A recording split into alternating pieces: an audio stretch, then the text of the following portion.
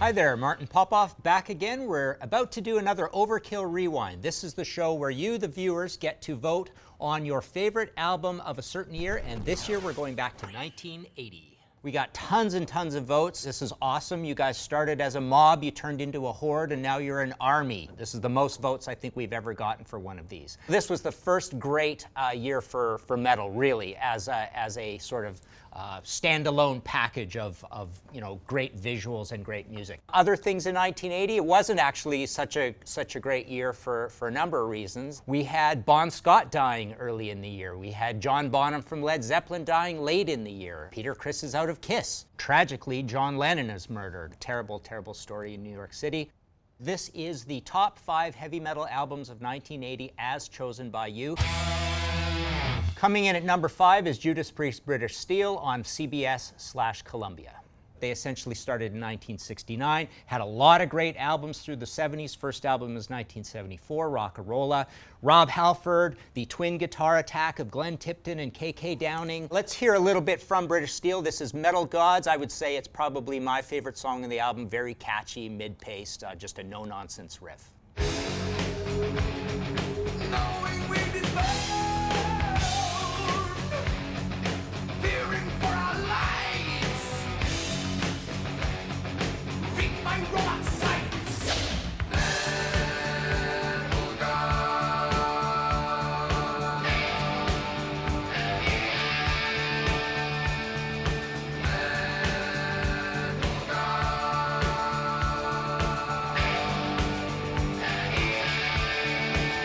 So this is the first album of 1980. They're getting things together in terms of a look. They've got the leather and studs look. This is, as we say, the new wave of British heavy metal. They are probably the lead old school band that is coming back and doing great in the new wave of British heavy metal. Living After Midnight came out as a single, and that, definitely is almost a Kiss song. Breaking the Law, pretty cool song. What I don't like about the record is even the fast ones on it, like Steeler and Rapid Fire, are not that great. But we can definitely, I'm not going to give this a super low grade either, because we can really argue about this record as a record of great songwriting, great songs like Metal Gods and Grinder. The Rage is cool. You Don't Have to Be Old to Be Wise. That's the kind of song that they never would have written. That's almost like a Turbo song. But that's something they never would have done in the 70s. So I remember, being disappointed with it, fairly disappointed with it, but now I can understand, the great songwriting and why it has lived on. As KK said to me on a couple occasions, like, hey man, we were starving, we had to eat, we had to get some hits. So Tom Allom is in there doing, really good, straight, no-nonsense radio production. For that reason, I'm gonna give this 4 skulls out of 5 skulls. Coming in at number 4 is Motorhead, Ace of Spades on Bronze/Mercury. We all love Motorhead, just a great pioneering band that is pioneering in terms of thrash, pioneering in terms of punk crossover, a thrash vocal, speed metal, just a very unique sort of band. This is the band's 4th album. The first one's a little wobbly. The second one, Overkill, is a pioneering, nascent thrash, speed metal kind of record. Early 1979, Bomber comes out in late 79. This is a 1980 album, so of course we're right in the thick of the germination of the new wave of British heavy metal. So yeah, here's a little bit of a dark track from the album, Shoot You in the Back.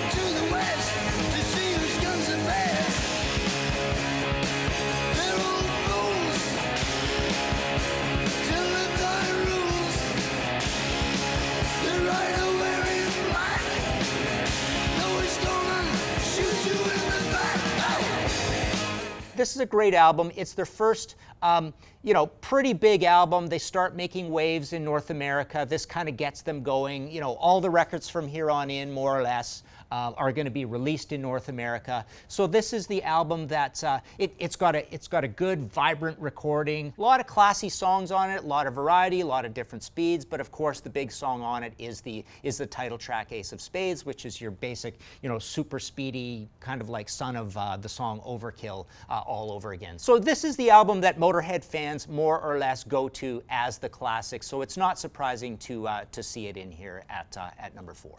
I'm going to give Ace of Spades 4 skulls out of 5 skulls. Coming in at number 3, we have Ozzy Osbourne, Blizzard of Oz on Jet Records. Ozzy, of course, came from Sabbath. There was quite a bit of a breaking up of the band in basically 1979. So Ozzy starts his solo career. He's got Bob Daisley and Lee Kerslake, 2 great old English guys who really know what they're doing. Total hotshot new California guitarist, little skinny guy called Randy Rhoads, who does amazing things all over the first 2 albums. Tragically, he dies in a flyby prank after the second album. But yeah, Ozzy as a career, as a band, takes off like crazy. He does better than Black Sabbath does. We all know who Ozzy is. He's basically transcended rock culture to enter into pop culture more or less through his shenanigans through the years, but also of course through the Osbournes show. So he's perennially kept out there touring as Ozzy Osbourne or Black Sabbath. Massive, massive star. One of the most famous rock stars in the world. So let's hear a little bit from Blizzard of Oz. This is I Don't Know. I would say it's probably the second most famous song on the album. Good mid-pace meat and potatoes heavy metal stomper. Everyone goes through changes, looking to find the truth. Don't look at me for answers, don't ask me, I don't know.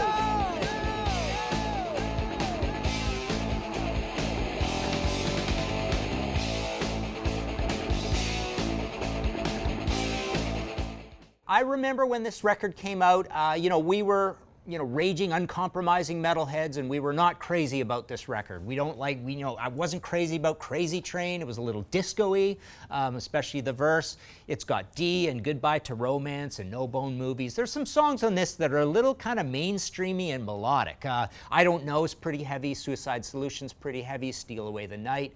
Loved Randy, loved the production. It has this sort of overblown, sort of sweet Chapman Chin, Mac kind of production, Queen production, where the guitars are way up front. The drums kind of sit back. The drums are a little hectic and crazy. Lee Kerslake does a really cool job with the drumming. Ozzy's amazing in there. Bob Daisley is in, more or less, doing a lot of the writing of the lyrics, and Randy's writing a lot of the music. Great album. Obviously, it's a classic album. Almost all the songs on here you hear somewhere in your life, on the radio or at a sports event or wherever the place. So, maybe in the past I would have given this 3 skulls, but I think I'm going to give this 4 skulls out of 5 skulls.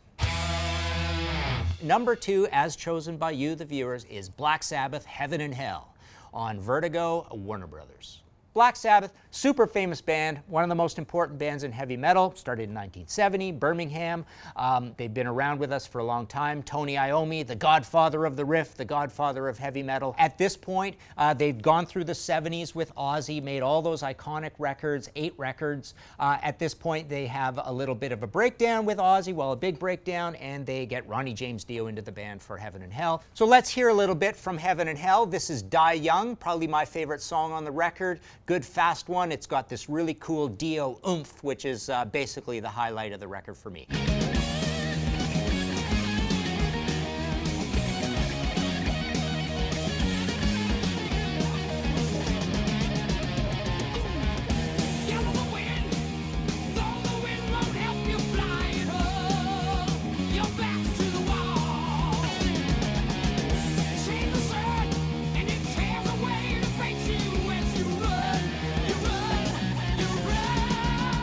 They make a very different record from any of the old stuff. It's bright, it's commercial, it's efficient. Martin Birch is in there producing. Martin Birch is famous for Deep Purple for all those years. This is a record of good commercial songs. We had Neon Nights right out of the gates. Ronnie is sounding amazing.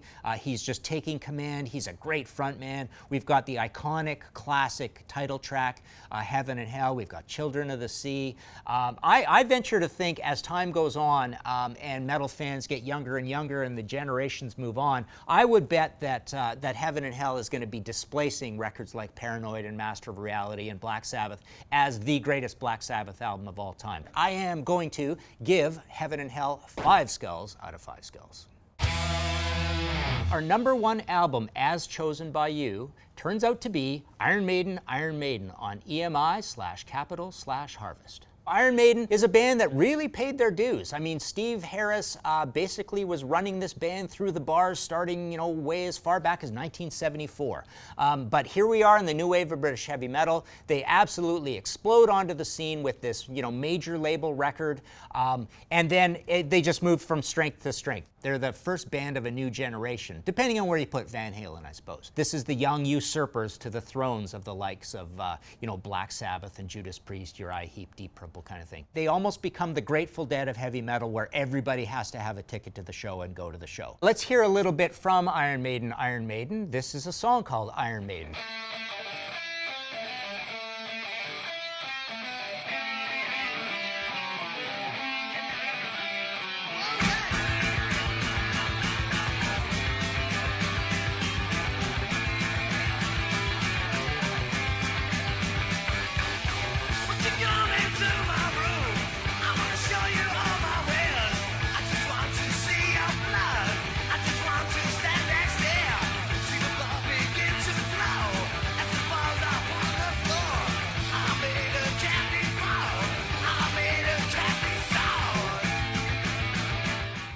As you can hear, we get the twin leads out of that. We get complication, progginess, we get a darkness, and that darkness pervades the album. So you guys picked it as the number 1, which is really kind of cool because it is the most independent, strange album. It's the possibly not greatest recorded album of all these. It's the most rushed sounding. It's slightly punky sounding. Essentially what we have here is a really sort of dynamic and dark and interesting album. It's intriguing. It draws you in. It wasn't my favorite new wave of British heavy metal album of 1980. I would say, oddly enough, Angel Witch might be the better album, but Angel Witch just went like this and Iron Maiden took off like a comet. Most people would never pick this as their favorite Iron Maiden album. I mean, I go with Peace of Mind, other people like Killers, other people, a lot of people like Number of the Beast. But it's pretty cool and it's pretty good testimony to the absolute power of Iron Maiden, that they win this whole thing with an album that most people wouldn't pick as their favorite. So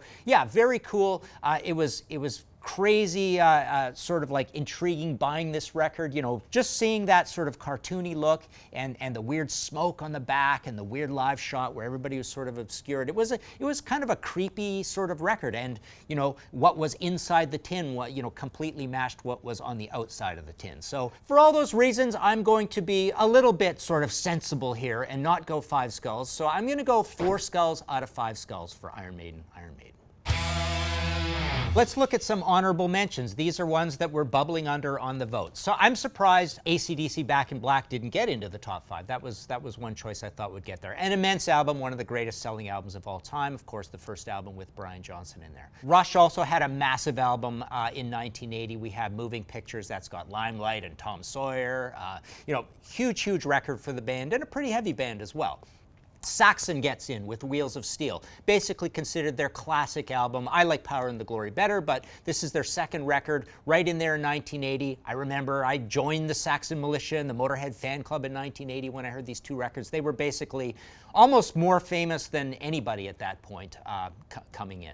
Another one that was honorable mention, I'm glad to see Angel Witch. As I was saying earlier, I mean, I really do think that the Angel Witch album was the best new record by a new band in 1980. And we also had Scorpions coming in with Animal Magnetism. Heavy throughout, but not super heavy. It had a little bit of an American sound, but you could tell Scorpions were going places in the new Matthias Jabs era, and of course they would break it big with the next album, Blackout.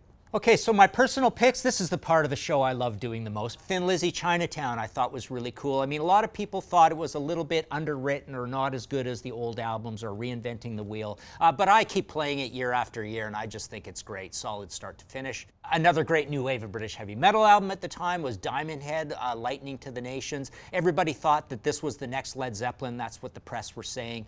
Kind of a wild, heavy, undisciplined sound. It needed some editing, the songs went on a little too long, but there was just this magnetism in Sean Harris and Brian Tatler and what they were doing. Another one I really loved from this era, Gamma 2, Ronnie Montrose's band. Incredible, incredible album, quite heavy, great guitar work, a little bit of a Robin Trower feel to it because of Davey Pattison in there. Another great one from this era was Quartz, Stand Up and Fight. Just a really classy, heavy, well-recorded, new wave of British heavy metal album. Sounds super professional, a little bit of Black Sabbath to it, but a little bit commercial. UFOs, No Place to Run. We've got the first record in the post-Michael Schenker era. This is Paul Tonka Chapman in there. George Martin is producing this album, famed for the Beatles, of course, but it's just a good, heavy, grinding, classic English hard rock heavy metal album, and actually my favorite UFO album of all time.